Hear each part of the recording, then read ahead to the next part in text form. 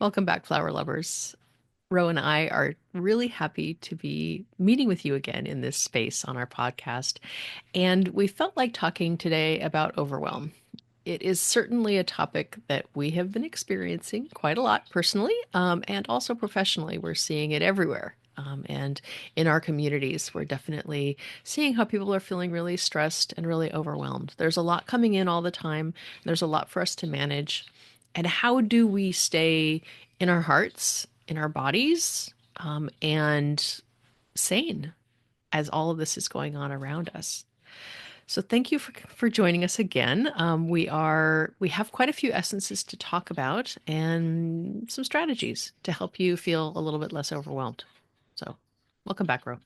Yeah, it's boy, what a time we're in. And the overwhelm is just it layers upon itself.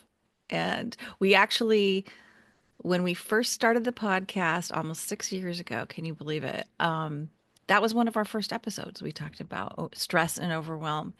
And I just took a look back at that. I didn't listen to the whole thing, but it was our early days. The recording wasn't a very good quality.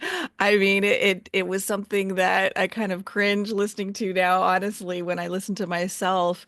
And yet that was a really good episode because it was so appropriate and so timely. And we are now, in a time where I feel like we need to expand on it. Like those problems that we collectively were having 6 years personally and collectively 6 years ago were kind of our more modern stress. How do we deal with the stress of modern, the modern overwhelm? And how did that differ from, say, when Dr. Bach was around? And now, just within a few short years, think of how many things have changed. Think of all the things that have happened on our planet and collectively and in the field energetically in the way that we're just getting so much more energy coming into the planet, uh, electromagnetically and in the whole spiritual sense. So there's a lot that's been happening, and let's definitely dive in and talk about, kind of our core foundational strategies for overwhelm, whether it's the garden variety or more, and build on that with, wow, what else do we need to really kind of get through this? Yeah. This, like you were saying, this has really been our theme for the month over at Flower Essence Studies. We had our live community chat just a week or two ago. And if you are not on our mailing list to join into those live chats, I think you would really enjoy it. We just gather and we talk and we share, and it's a wonderful shared space that we can get ideas from the community about what they're needing and some essences that we're using. So we're kind of building on what we were talking about during that live chat into this podcast, because we feel like it's still very relevant, and there's a lot more that we can share. We really enjoyed that, and so those of you who are listening, who are there live with us, we really appreciate your presence. And for those who didn't catch it, you can always catch the replay on YouTube. So give it a chat, give it a try. It's You can join us at floweressencestudies.com/live chat and get on the list. But this topic of overwhelm, I don't think we can not start without bringing elm into it. And elm is one of our very favorite primary essences for overwhelm. We call it overwhelmed. And it's one of the Bach essences, and it is really important for those who are really strong, really capable for the most part, but there's that straw that breaks the camel's back kind of dynamic. And when you just get you're handling it, you're handling it, you're handling it, and then whoomp, you are completely overwhelmed. That is the dynamic that elm brings as an essence. Yeah, I also like to talk about is elm in the context of feeling the ability to respond. So when I think about the word responsibility, and that's part of the overwhelm picture with Elm, is having so many responsibilities, having so many things on your, kind of on your back that you have to do. And that moment of feeling like, I don't think I can do this all. So it it helps with that confidence, that ability of being able to handle it. Maybe you can't do it all, and it can give you the confidence to see that, accept it, and reach out for help where you need it, but also to sort of reprioritize and kind of confidently take on the things that you can take on. So I like it for that a lot. It is a core essence for this topic. It's certainly one of the very first ones I think of. Now, when Dr. Bach was making these essences, like you were mentioning, in that time frame of between the Great War and World War II, certainly he knew a thing or two about um, world trouble. And in the same time frame in which he was making Elm, there are two other essences from his system that he was making that bloom at the same time in that very early spring time frame. And Aspen is one that I think we really should be emphasizing in this moment. Um, Ruth and I had a really great class this week as part of the Bach Flowers in Contemporary Practice. And in this series, we spend an hour on each essence. And if you think that's a lot, it is not. We could do this all day because there's so much richness and the when you give them a chance to open up each essence, we spent all this time looking at imagery and talking about the lore and the history and all the different ways that it can be used.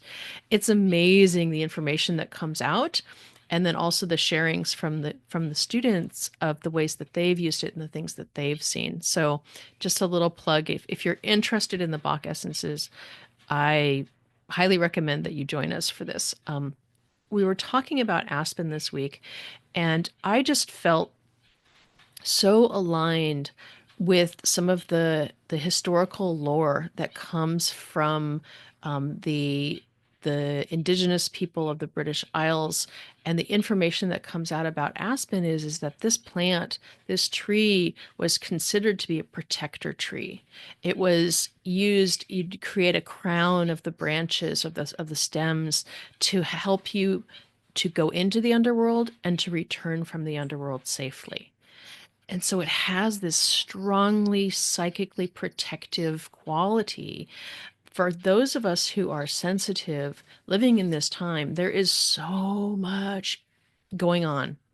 And we really need all of the support that we can get from our plant allies in order to walk courageously through this passageway. I really love Aspen for all of the feelings of the anxious feelings, kind of the jittery anxiousness, the not knowing what's going to come around the corner anxiousness, um, that feeling in your body of almost, I nervousness is maybe not quite the right word, but it is maybe the nervous system, right? The nervous system not feeling grounded and smooth and solid and strong. And so when that is feeling that way, I think, and that, Aspen is one that I think works on that cellular level. And I'm not talking necessarily physically, but energetically. And traditionally it's one that is talked about for unknown fears versus Memulus in the Bach line. That's for known fears. And so, when I first started using it, that's really like the only way I kind of thought about it. It was, well, I'm feeling fearful or anxious, and I don't know why. And Aspen is like the go-to for that. But I feel like even if you might have an idea of why, it's it's more that it's the anxiousness and fear that's hard to articulate. It's like not in the physical realm. It's for that those unseen energies that are maybe bombarding you, whether it's like psychic energies or geomagnetic from, solar radiation and sunspots and all of that kind of thing. Aspen is, I believe, one that could also be used in those cases. And I'll just also plug the Bach flower and contemporary practice course that we have going on right now with Kathleen and Ruth facilitating, because these conversations are so incredible, and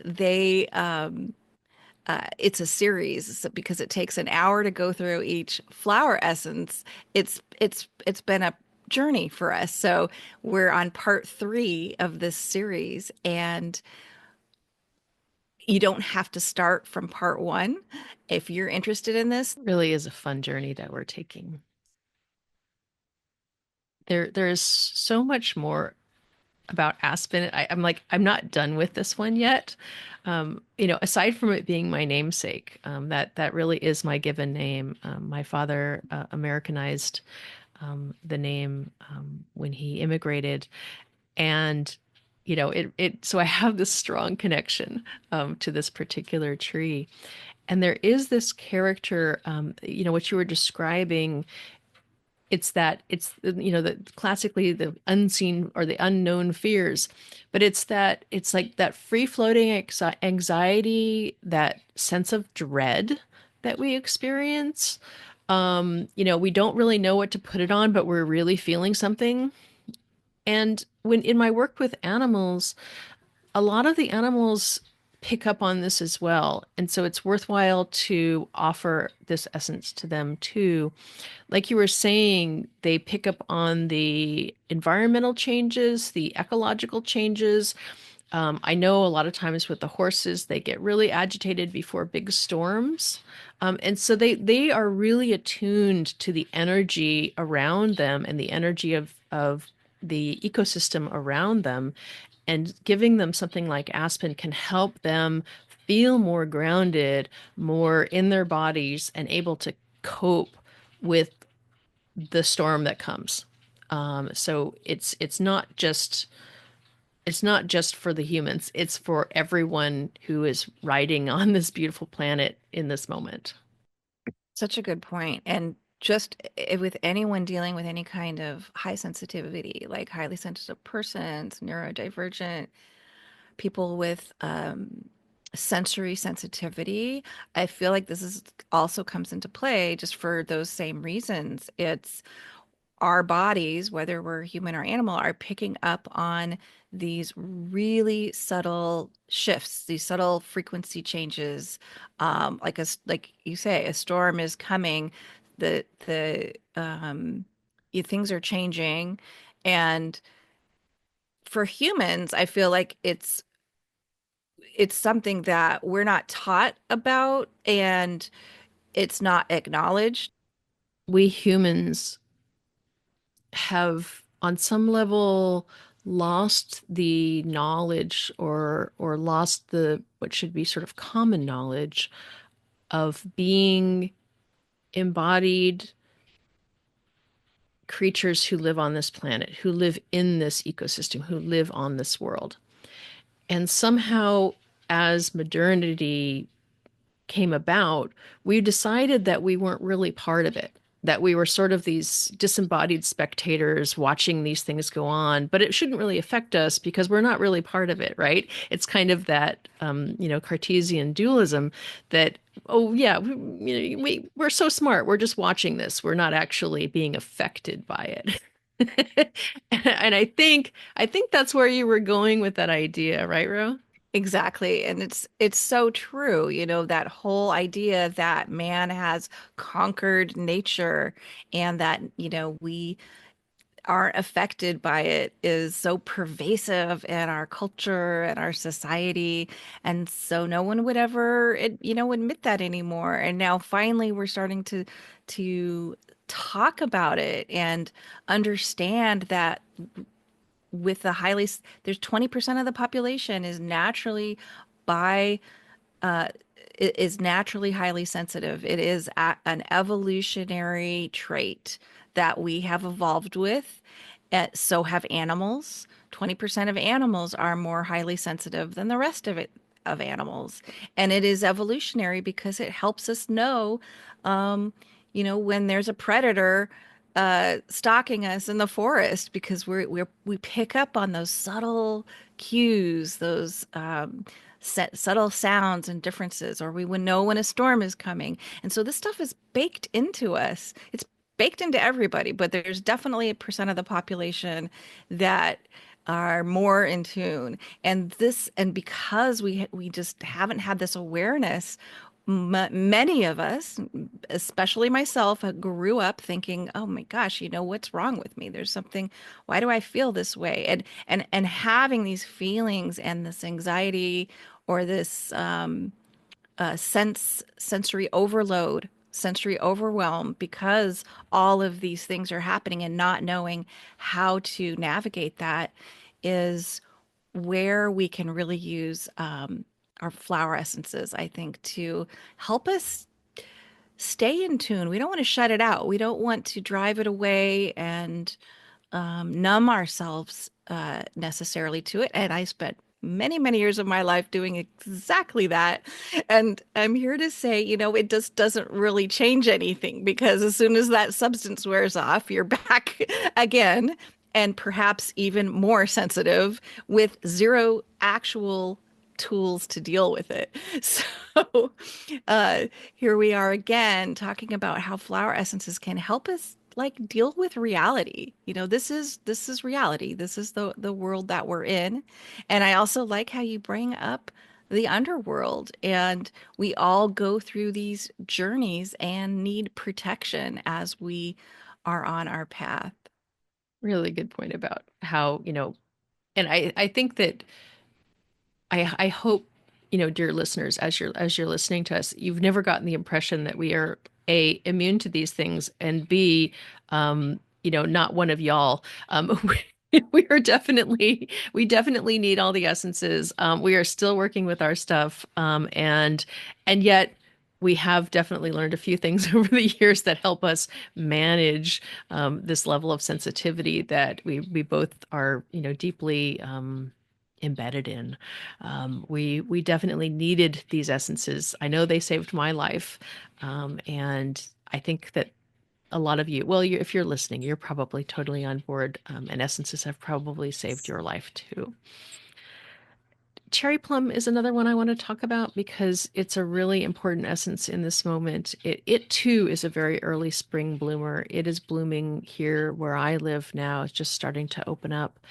And I really love this essence for helping to like restore the balance of my heart, and speaking in the Chinese medicine terms, of the heart mind, you might say, because when so much happens and when I feel overwhelmed and the world starts to sort of, I feel crushed under it and I don't know what to do, and I just want to just, I'm just worried that I'm losing my mind.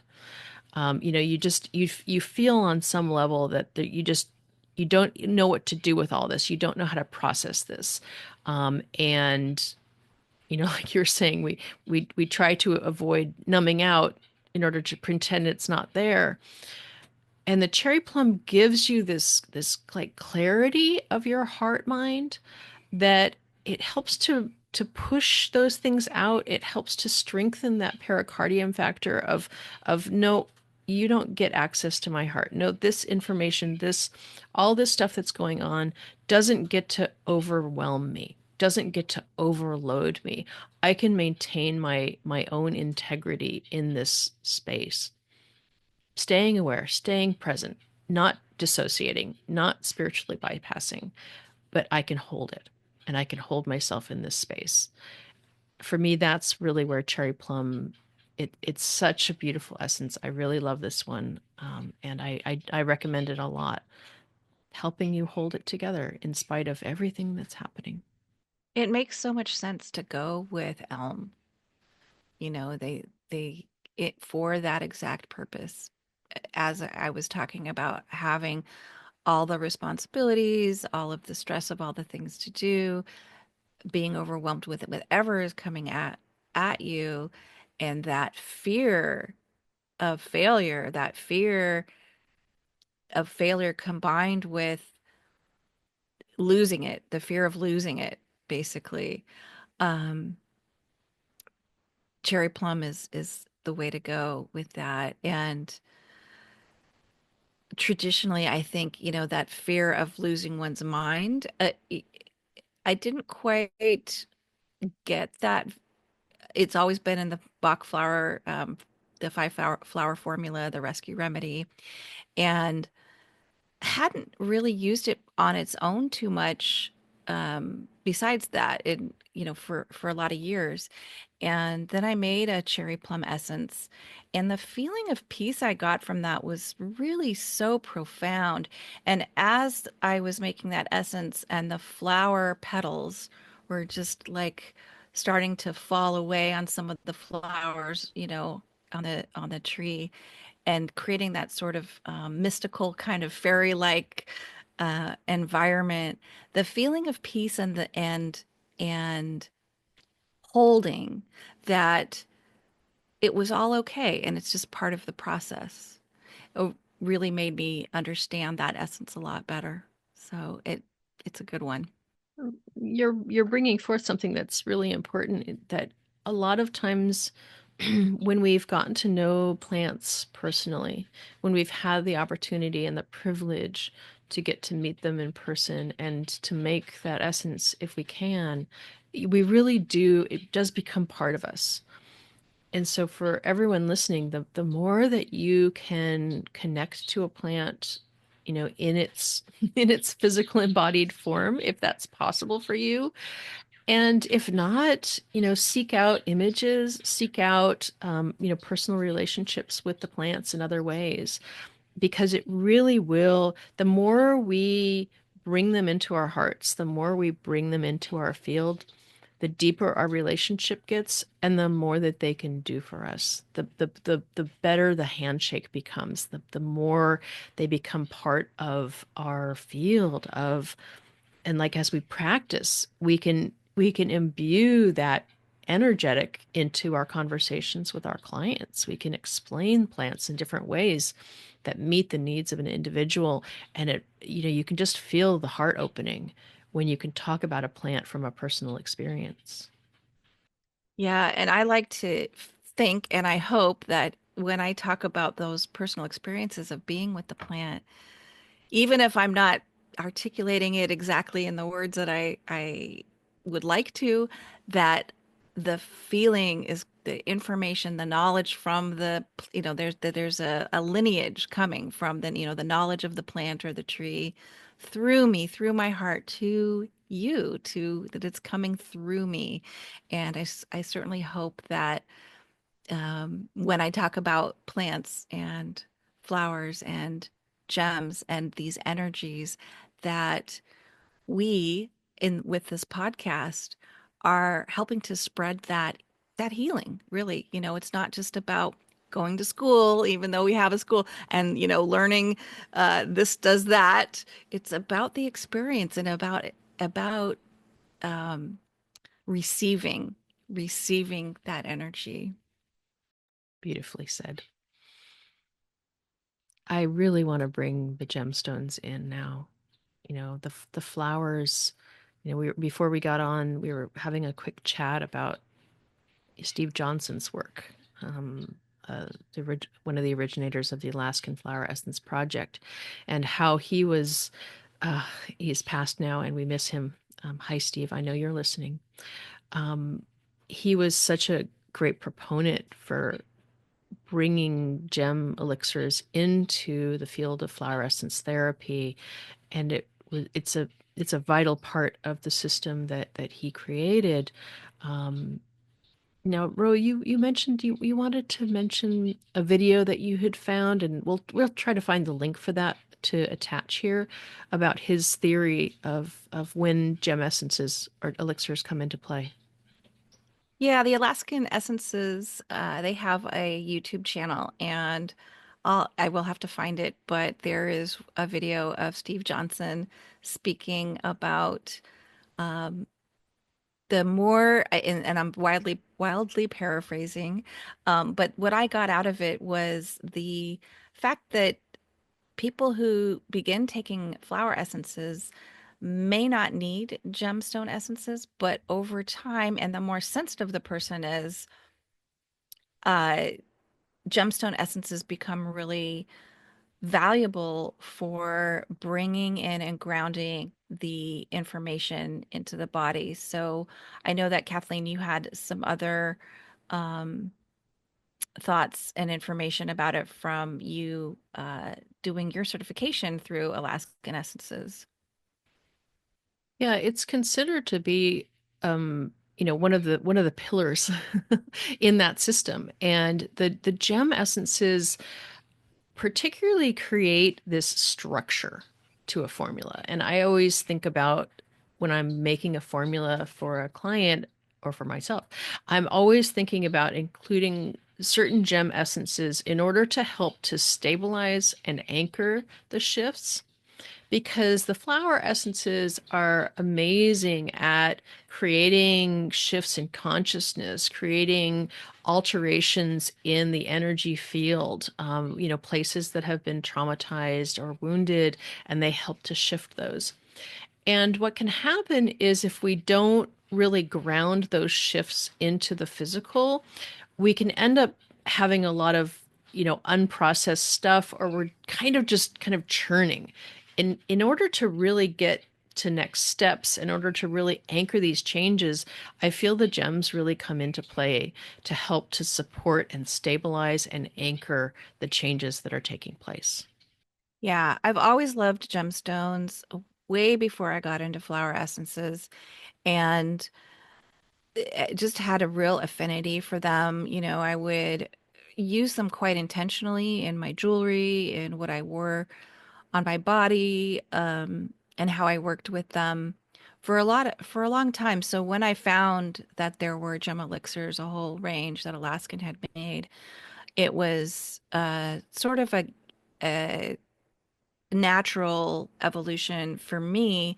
But personally, what I had found by taking flower essences for a long time and already being a sensitive person was that I really needed more and more to make sure I was always adding something grounding and um, more three-dimensional as far as that solidity in helping this the changes that have been catalyzed to integrate into me, into my body, into my space. And so they're so important for integration. It's really critical. And I, for years now, probably haven't made a formula without a gemstone in it. Also, using trees is another great way to make sure that there's a good grounding force in a blend. But the gemstones definitely bring another aspect to it that um, is is so integrative, and I think it takes it to another level. I think there's just a whole other level of healing that comes with using gemstone essences.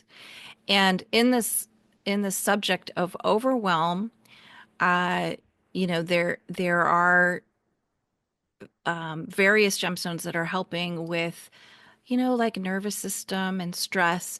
And I know we want to talk about one of those. Why don't we go ahead and start with that one, and then I'll move on to some of the others that I want to bring in. So, go ahead, Kathleen. I know you want to talk about jade. Oh, well, yeah, it's Jadeite Jade all the time. It's one of my favorite gem elixirs. It's just so soothing. It just helps to calm and soothe the nervous system. So I really appreciate it as being part of a flower essence formula whenever you're needing that calming. I definitely I look at it almost as something from the tea family. It has those same qualities as the shima and the camellias have, that really that calming, cooling, soothing, grounding characteristics. So that's one of my favorites. We have a lot.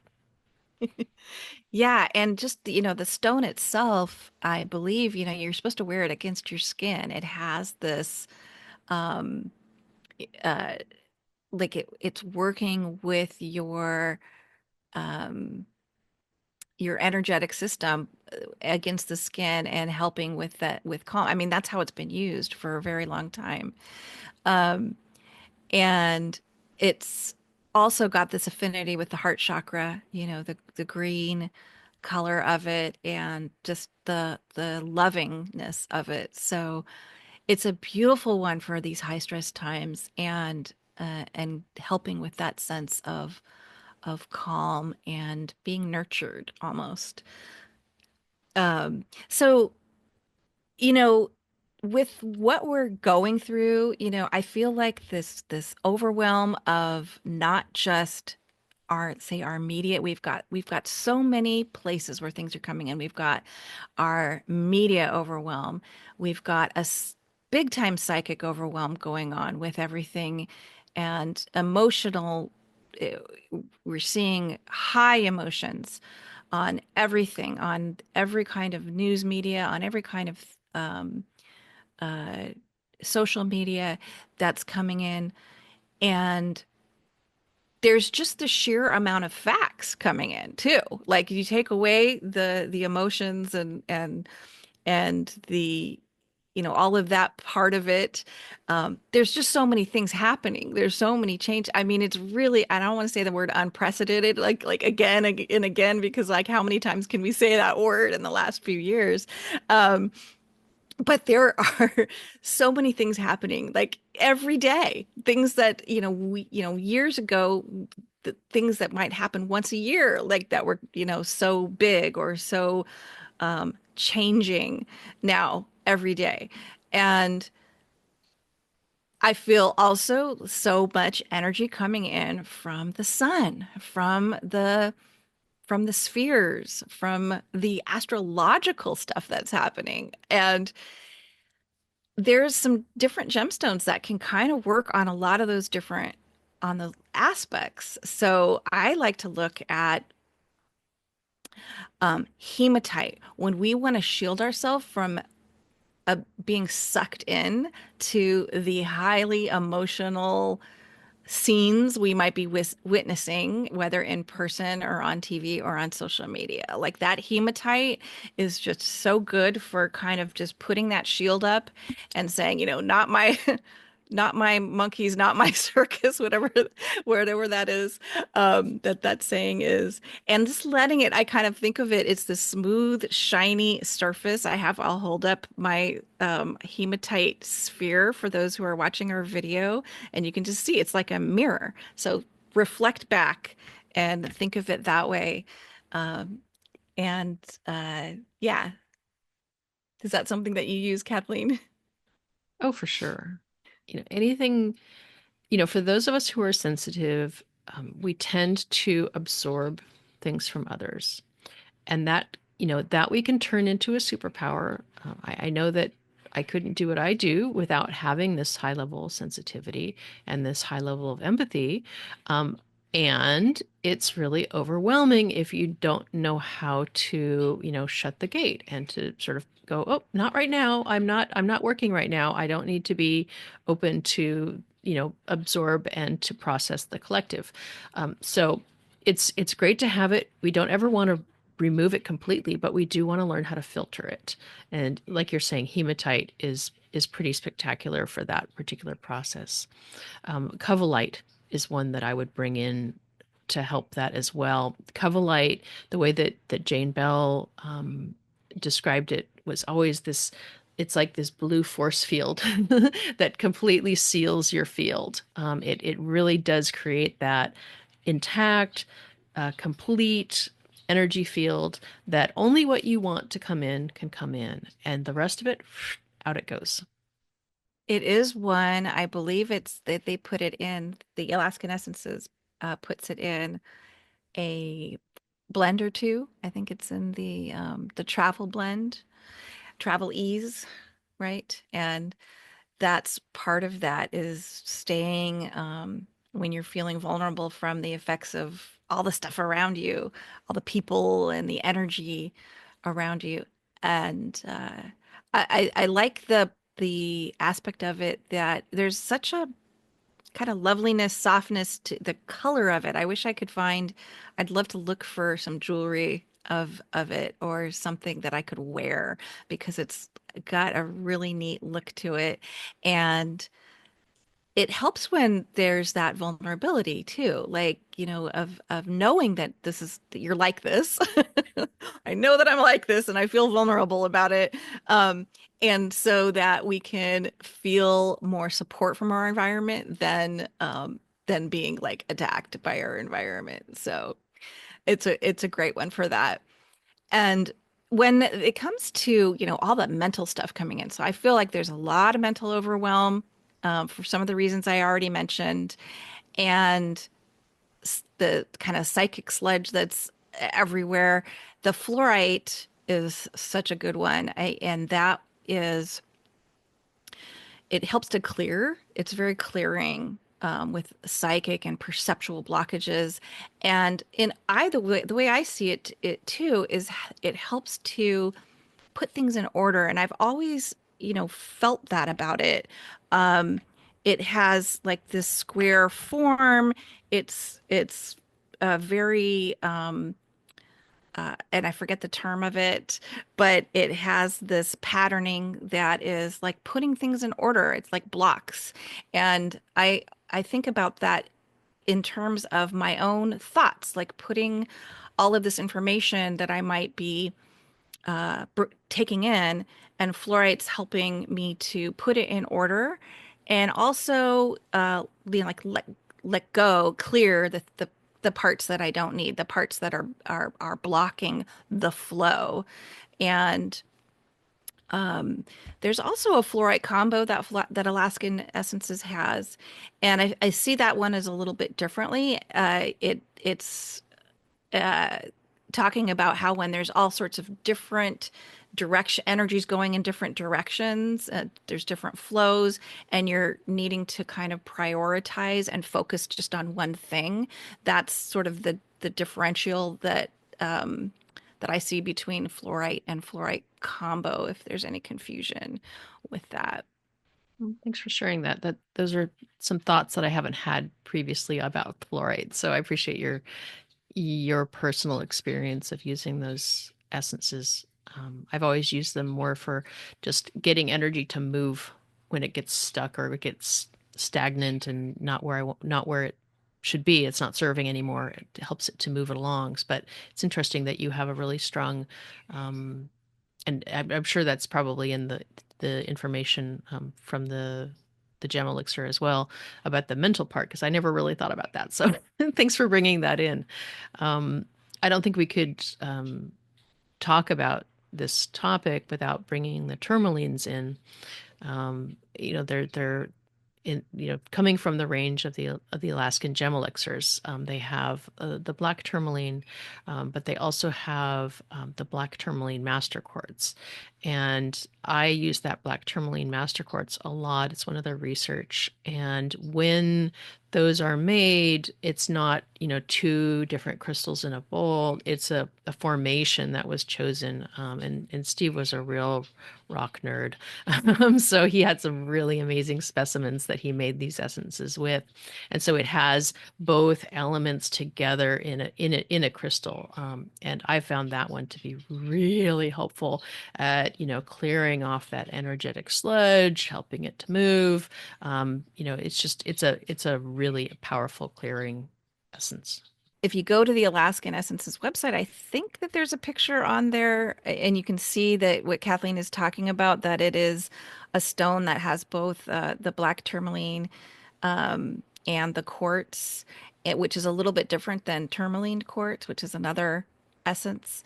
And this one has, I mean, you can just tell by looking at it, it is such a special stone, this vibration, and it's working at such a deep level in the body. So, like regular black tourmaline helps to clear out what you don't need. It's a great kind of energy maintenance stone. I use it constantly in client formulas, the black tourmaline.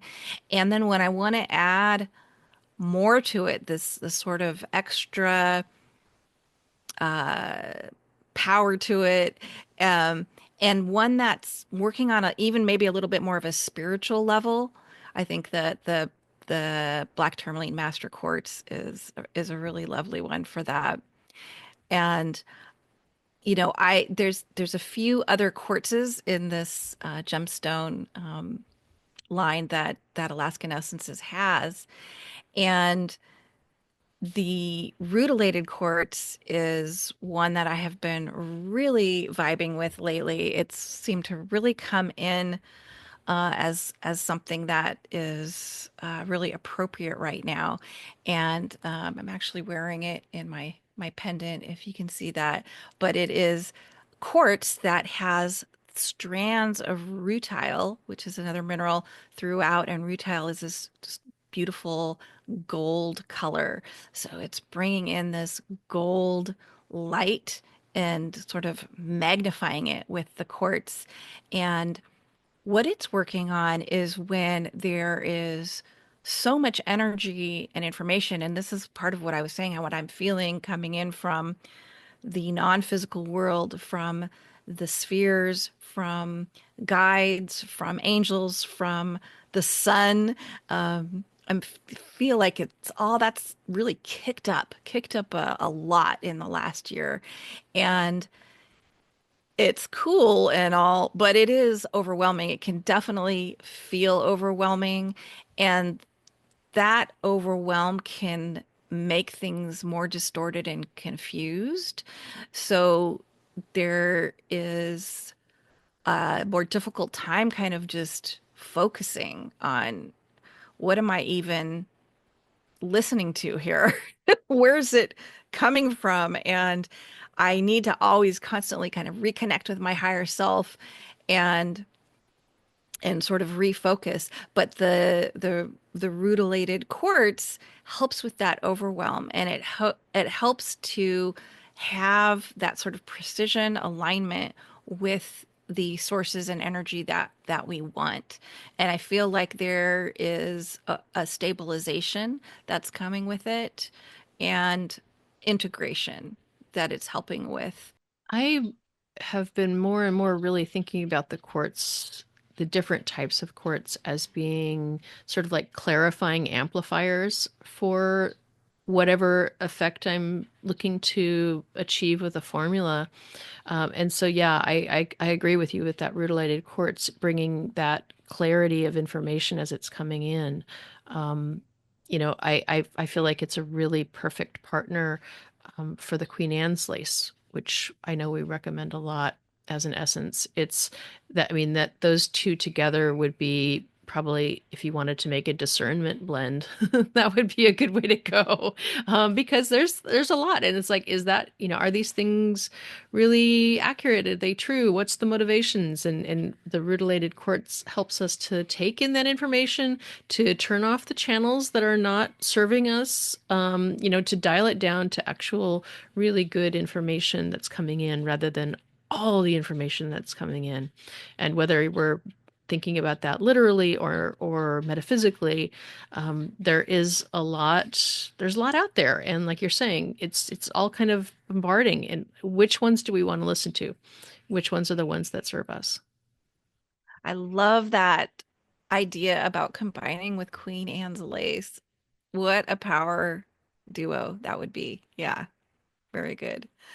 Yeah, so what I just kind of philosophically, um, what I've been thinking about and feeling into lately is in the past when I felt as a sensitive person, so many feelings of overwhelm And so let's say, my journey was initially trying to numb them out and then eventually becoming more comfortable with the reality of me and my body and my psyche and being in this world and working with flower essences and being on that journey. Yet do feel like I leaned a lot on flower essences for always calming, calming, calming, calming, calming in whatever and gem essences. And what I've been doing lately, and I feel like this, so maybe this message will resonate with some of you, is really strengthening. Like now is the time to become strong. Like it's like we're here. The rubber has hit the road and it's I don't think it's an option. I think we're being called. I think we're being called to kind of up our game with our strength. As if you want to, I think of myself as a star seed, as an indigo, and whether you resonate with that or not, we are all here on this planet at this time right now, and if you're listening to this podcast, I would imagine that you are somewhat sensitive and someone who wants to be someone that is working for positive change in this world, whether it's with yourself and your family or on a broader scale. And my thought is that this is what we're here for. This is why we decided to come and incarnate on the planet at this time. And I need something I need to work on strengthening and not I want to get out of a victim place of high sensitivity and oh, I can't do that or I can't keep up with what's happening in the news because it's too triggering.